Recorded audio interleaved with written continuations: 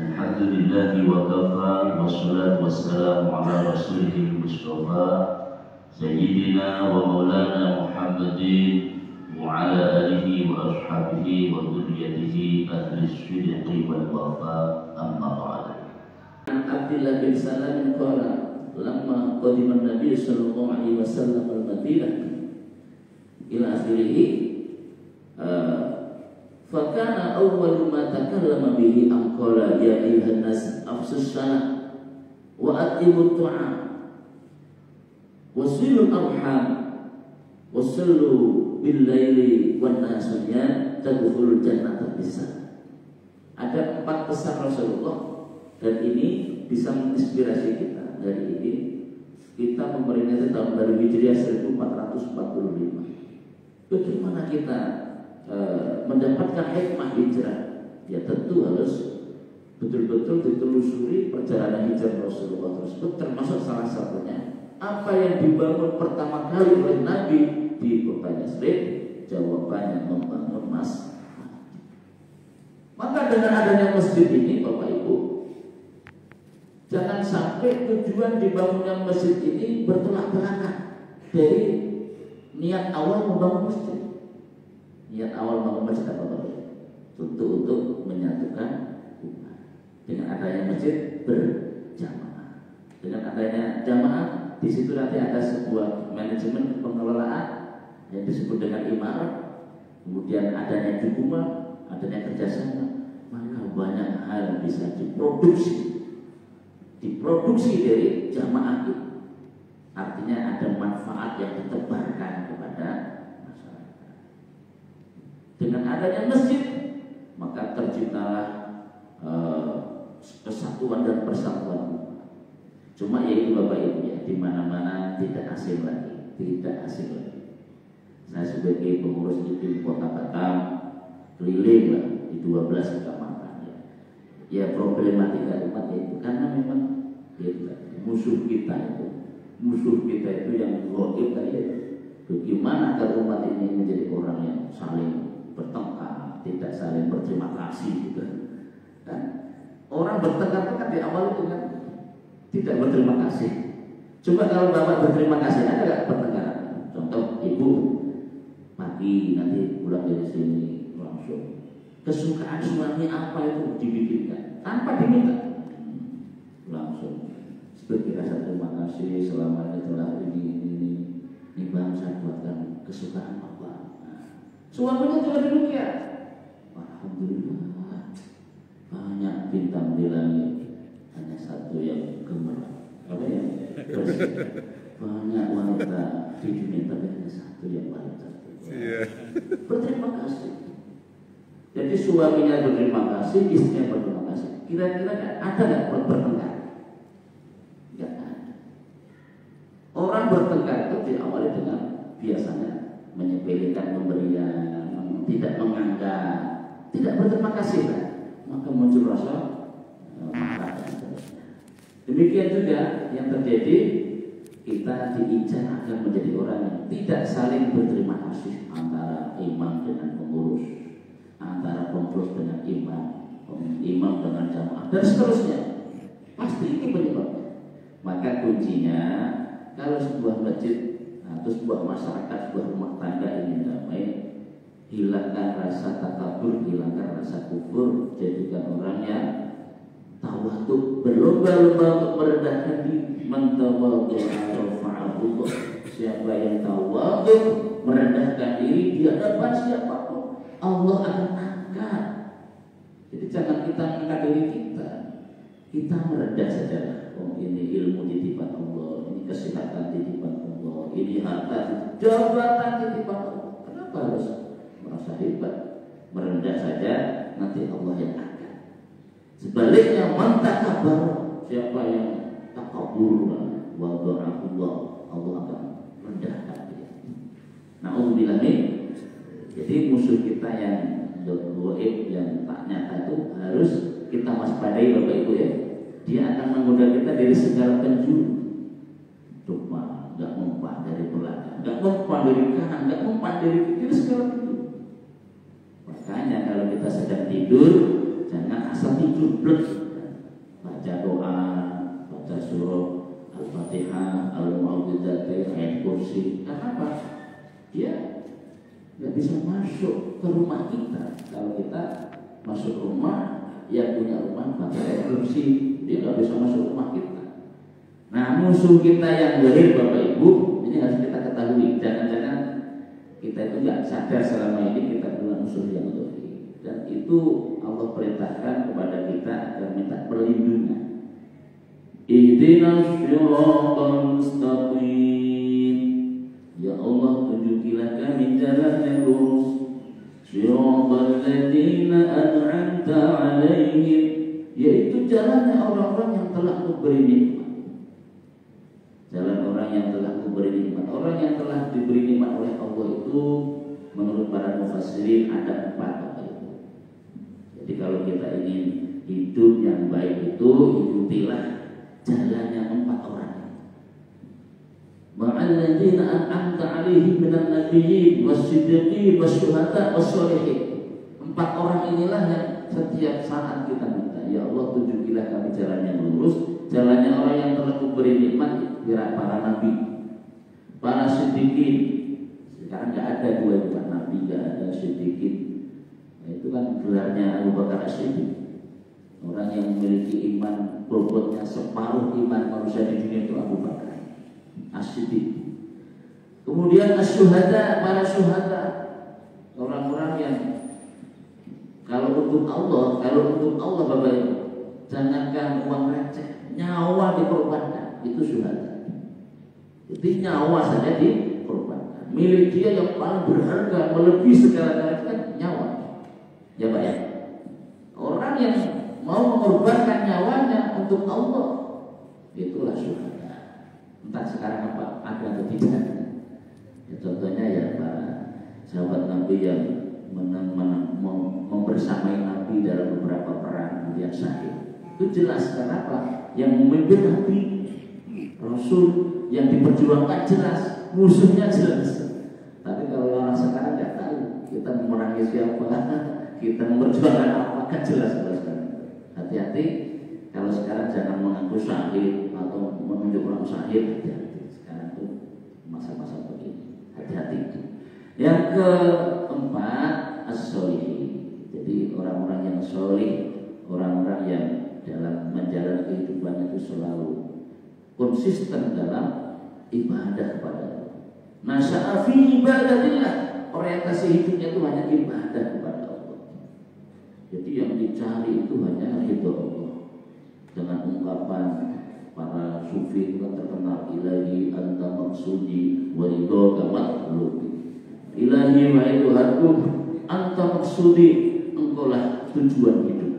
Tujuanku itu hanya engkau, ridhomu maksudnya. Wa ridhoka matlubi, yang aku cari dalam hidup ini adalah ridho. Tujuan adalah engkau, yang aku cari adalah ridho. Nah seperti itulah orang yang soleh.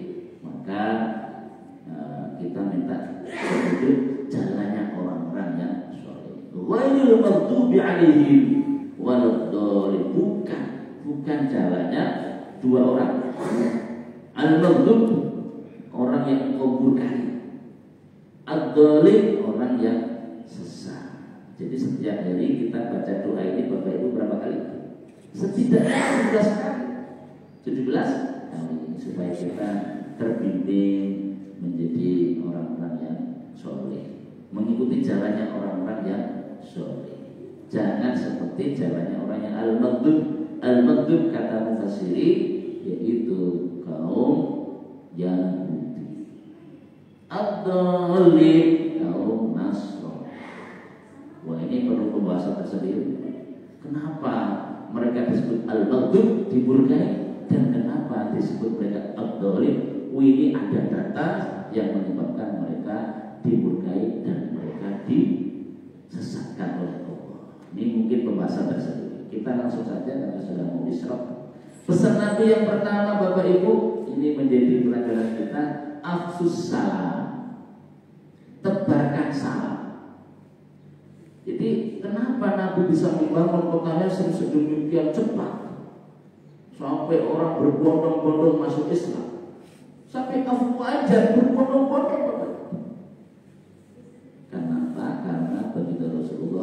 membangun peradaban di kota yang baru yang kemudian menjadi kota Madinatul Munawwarah, kota yang bersinar karena beliau membudayakan tebarkan salam, tebarkan salam.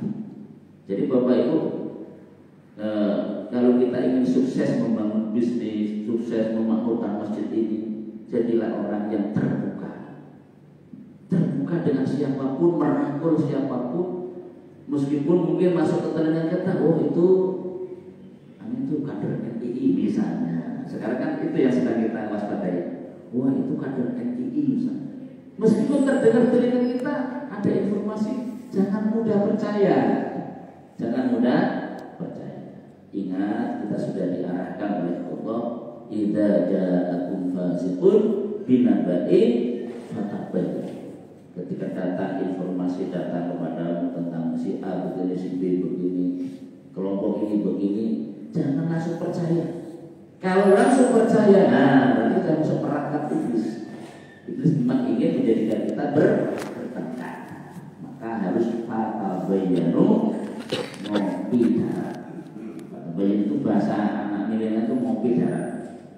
Ngopi darat itu sudah jadi kopinya. Jadi kalau ada berita, ada apa, harus ngopi darat. Ketemu face to face. Jangan lewat orang ketemu. Sambungannya acung jempol. Pak Ketua kita ngajak ngopi. Jelas semua kalau ketemu itu jelas. Bapak Ibu jamaah hafizahumullah, menebarkan salam. Udah berbunyi Pak ya? Belum selesai materinya. Diselesaikan tidak? Bu, selesaikan. Gak apa-apa, gak ada molor ya. Jumlahnya banyak sebenarnya. Intinya di sini diperintahkan kita menebarkan salam itu pada orang yang arafta, orang yang engkau kenal, atau lam ya'rif, atau orang yang tidak pernah kau kenal. Coba pendidikan Rasulullah membangun kota Yasrib itu, ayo, wahai sekalian manusia, jadilah orang yang terbuka dengan siapapun, merangkul siapapun, doakan orang yang ketemu denganmu, orang yang sudah kau kenal maupun yang belum kau. Coba ajaran pertama, tebarkan salam. Salam itu apa? Mendoakan. Assalamualaikum, semua keselamatan. Coba ada nggak doa atau hadiah yang melebihi keselamatan? Izin Pak, ada. Kita mendapatkan mobil, misalnya Panther, mobil ini, atau mungkin dapat rumah, dapat apa, tapi nggak selamat. Tapi kalau dapat keselamatan, nilainya lebih besar mana? Tidak ada yang melebihi hadiah yang bernama keselamatan. Maka yang pertama kali membangun masyarakat itu dengan jadi orang yang terbuka, mendoakan siapapun. Ya, kita jangan kemudian jadi seperti panitia surga. Dikit-dikit kamu neraka, panitia neraka, kamu neraka. Doakan supaya selamat. Semuanya masuk surga bareng-bareng ya. Jangan ingin masuk surga sendiri. Jadi Rasulullah mengajarkan tebarkan salam. Yang kedua, wa'atimu ta'am, berilah makan kepada orang lain. Artinya apa? Kita setelah kita menjadi orang yang terbuka merangkul siapapun, jadilah orang yang dermawan, Bapak. Jadilah orang dermawan dulu. Ya, ya dulu ya khairun minal yadis sufla, tangan di atas lebih baik dari tangan di bawah. Jadi umat Islam waktu itu dididik oleh Rasulullah, terutama kaum Ansar. Ini saudara-saudara datang dari Mekah, disebut Abdurrahman bin Auf, Utsman semua. Mereka ikut saya, ditinggalkan rumahnya, ditinggalkan asetnya, ditinggalkan tokonya. Mereka gak punya apa-apa. Itu Rasulullah mengajarkan kaum Ansar, kalau ingin engkau menjadi orang yang terbaik, sedekahkan, infakkan yang terbaik yang kau miliki. Akhirnya mereka dipersaudarakan. Muhajir dan Ansar dipersaudarakan. Dianjurkan yang punya mobil 2 bagi, yang punya kebun 4 bagi. Bahkan maaf, istri pun semua. Saking persaudaraannya. Catat dalam sejarah itu, siapa yang dipersaudarakan dengan Abdurrahman bin Auf? Wahai saudaraku, saya punya istri ini, kalau engkau mau, saya akan carikan satu, pilih. Saya nikahkan setelah masa iddahnya selesai, jadikan istri. saya punya rumah sekian. Apa jawaban Abdurrahman bin Auf? Bukan kemudian haji mumpung, wah kesempatan. Tidak, saudara. Terima kasih. Saya terharu sekali dengan keikhlasan. Tolong kalau Anda ingin menolong saya, tunjukkan saya pasar. Di mana pasar? Itu Abdurrahman bin Auf. Dia tidak terima itu kebaikan saudaranya, mau dikasih istri, mau dikasih rumah, mau dikasih harta. Dia ingin dituntun ke pasar, akhirnya dibawalah ke pasar. Namanya punya jiwa entrepreneur yang hebat. Meskipun nggak bawa apapun, hanya baju yang melekat di badan, dasarnya punya mindset dan ilmu keahlian berdagang. Abdurrahman bin Auf berdagang di pasar yang baru, di tempat yang baru, sukses. Kekayaannya diberikan oleh Allah berlipat-lipat kali ganda dari yang ditinggalkan. Abdurrahman bin Auf tetap menjadi saudara, bahkan lebih besar. Itu cerita. Jadi dengan kedermawanan maka orang akan menjadi namanya dermawan itu bahasa Arabnya sakhiyu. As-sakhiyu. As-sakhiyu qaribu minan nas. Qaribu minar rahman, qaribu minal jannah. Jadi orang dermawan itu pasti disukai manusia. Jadi Bapak Ibu kalau ingin banyak teman, kalau bentar lagi ingin jadi legislatif atau eksekutif, gak usah banyak teori. Jadilah orang dermawan. Tapi dermawannya jangan musiman. Jangan wah busuk kurang setahun punya baru dermawan. Dermawan itu harus sejak. Jangan menunggu kalau ini ada. Jadi setelah dermawan pasti banyak dukungan, dicintai manusia, dicintai oleh Allah. Orang dermawan dicintai oleh Allah, karena Allah yang punya harta, yang punya rezeki itu kan Allah. Kita hanya dititipi. Kok kemudian kita menjadi kepanjangan Allah, membagi-bagi. Allah cinta sekali.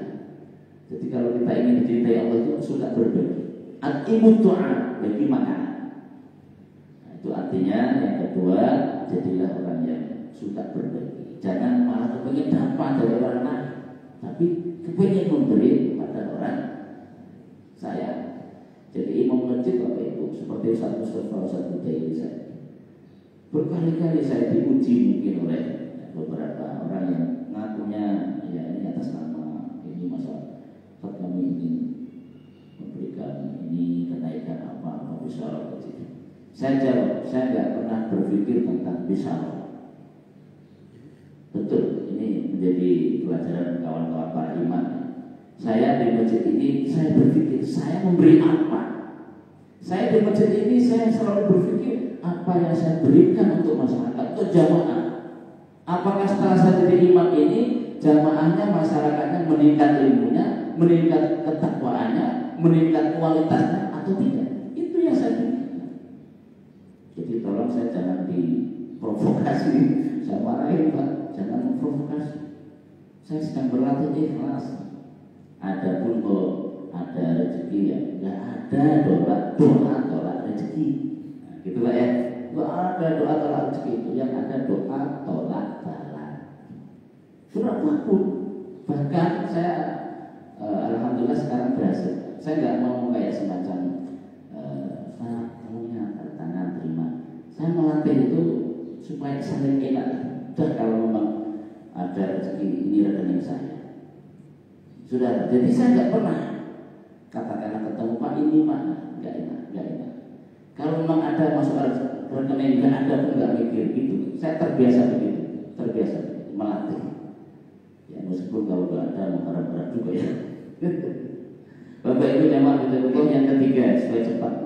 Yang ketiga Nabi Muhammad membangun kota Madinah itu dengan strategi yang ketiga yaitu silul arham. Sambunglah tali silaturahmi.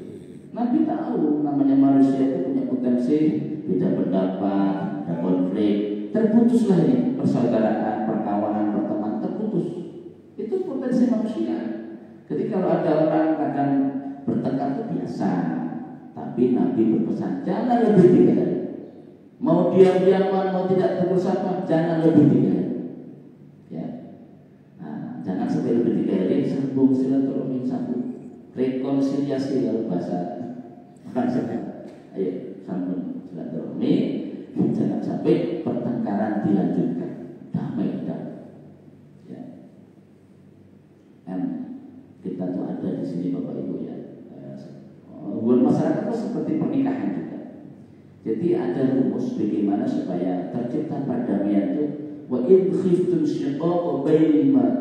Ketika ada potensi, ada konflik di antara dua kubu atau dua orang suami istri misalnya, maka harus ada yang tampil menjadi hakim.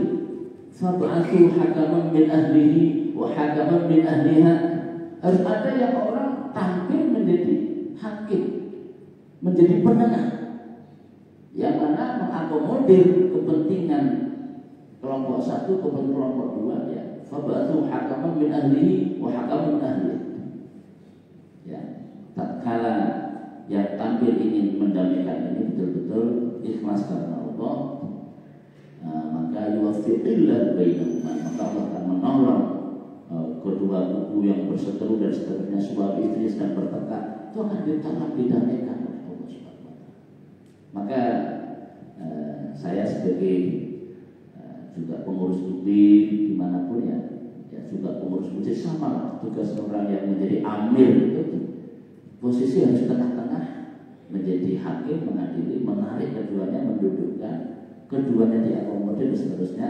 Ini akan mendatangkan taufik dari Allah Subhanahu wa taala. Itulah baginda Nabi memerintahkan agar silul arham. Bahkan Bapak Ibu, silaturahmi ini menjadi rumus agar kita menjadi orang yang sukses hidup di dunia itu. Bersabda, man ahabba ayyusadalahu fi rizqihi wa yumsa'alahu fi atharihi falyasil rahimah. Siapa yang ingin rezekinya tak putus-putus, rezekinya luas seperti hujan deras, nggak pernah kantong kering, nggak pernah kanker. Ingin tidak? Ibu-ibu ingin tidak? Nggak pernah kanker, kanker, lancar terus. Tentu ini. Wa yus'alu fi atharihi, siapa yang ingin umurnya panjang. Umur panjang Bapak Ibu bukan yang jatahnya 70 menjadi 90, bukan. Setiap kita umur sudah dijatah. Dan ini tidak ada yang bisa dan boleh membahas. Umur itu ya kalau 70 ya 70, 50 ya 50, enggak bertambah, enggak ya. Likulli ummatin ajal idza jaa ajaluha la yastakhiruna sa'atan wa la yastaqdim. Ajal atau umur orang itu tidak bertambah, tidak berkurang. Kenapa kok ada doa panjang umur atau Nabi mengatakan siapa yang wa yus'alahu fi athari, siapa yang ingin panjang umur? Yang dimaksud panjang umur ulama sepakat adalah umurnya berkah, meskipun sudah wafat namanya masih viral bahasa orang sekarang. Makanya kan ada jalan ini, masjid ini, namanya dipakai nama bangunan, dipakai nama jalan, dipakai nama apa, diabadikan orang. Berarti orang ini orang yang baik atau panjang mau nggak seperti itu Bapak? Betapa bangganya kita misalnya jadi anak hari ini, kok ayah kita atau kakek kita namanya kan bangga sekali. Siapa yang ingin seperti itu? Kata Rasulullah, kuncinya satu, silaturahim. Jangan kau diurohi. Jadilah orang yang silul arham, menyambung silaturahim. Innallaha la yanzuru ilaihi ma yaumil qiyamah. Allah tidak memandang dua orang besok di hari kiamat. Di hari kiamat ada orang yang tidak dipandang oleh Allah itu satu, qadi'ur-rahim, orang yang suka memutuskan tali silaturahim. Yang kedua, wajah rusuk, orang yang hidup bermasyarakat tetapi jahat kepada tetangga, tak memperdulikan hak tetangga, mengganggu tetangga, mengusik kenyamanan tetangga, itu besok tidak dipandang oleh Allah. Na'udzubillah min. Terakhir Bapak Ibu, supaya kita sukses membangun keluarga masyarakat, kata Rasulullah yang terakhir adalah wasallu billail mannasun yang tadkhulul jannata bissalam. Dijamin kita masuk surga dengan selamat. Yaitu yang pertama, sebarkan salam, kemudian bagi-bagi makan pada orang lain. Ketika Rasul ditanya, "Mal Islam ya Rasulullah?" Apa itu Islam? yang menarik Bapak Ibu, ada salah satu jawaban Rasul, apa itu Islam? Jawabannya adalah al-Islamu thayyibul kalam wa aqimut tu'ah. Islam itu berkata-kata yang baik, menyejukkan, mendamaikan, tidak mengadu domba, menebarkan salam tadi, dan membagi makan. Itu Islam kata Rasul. Dan kemudian yang ketiga silaturahim, yang keempat selalu bilail nasrnya, itu maksudnya Bapak Ibu, kita itu perlu, kita itu butuh kekuatan spiritual. Tatkala kita sholat 5 waktu rame-rame begini, bagus, ini kewajiban fardu. Jadi bedanya sholat fardu dengan sholat sunnah. Kalau fardu itu bagusnya diumumkan, dikumandangkan, diviralkan. Kalau sholat sunnah bagusnya dikerjakan di tempat yang tersembunyi, di rumah kita masing-masing. Ya Bapak Ibu ya, perbandingannya itu luar biasa. Sholat sunnah yang dilakukan di rumah itu lebih afdal daripada sholat sunnah yang di. Tapi kalau sholat fardu lebih afdal di masjid. Nah, itu bedanya. Nah, dari yang nyata tadi, yang zahir tadi, kita perlu yang tersembunyi. Jadi kekuatan membangun diri peradaban Islamnya itu kita perlu kekuatan spiritual. Sholatlah di tengah malam di saat manusia sedang tidur. Itu kalau orang ingin sukses sebagai apapun, kuncinya adalah sholat tahajud. Wa minal laili fatahajjad bihi nafilatan asa an yab'atsaka rabbuka maqaman mahmuda. Pada sebagian malam berdiri untuk yang berlail tahajud. Dengan begitu asa an yab'atsaka rabbuka maqaman mahmuda. Jadi salat malam itu sebagai tambahan, sebagai nilai tambah di hadapan Allah, sehingga ada kekuatan spiritual.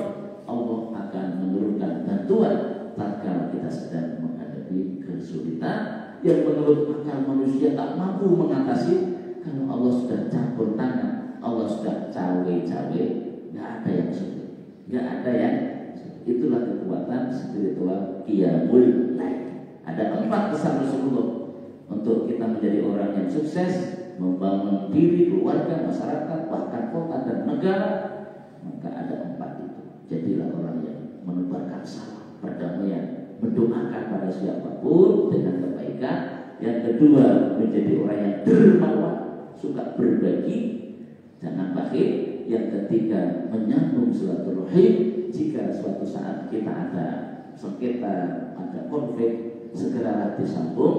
Kemudian yang keempat, hubungan vertikal dengan Allah ditingkatkan, terutama tatkala di malam hari tidak ada orang yang melihat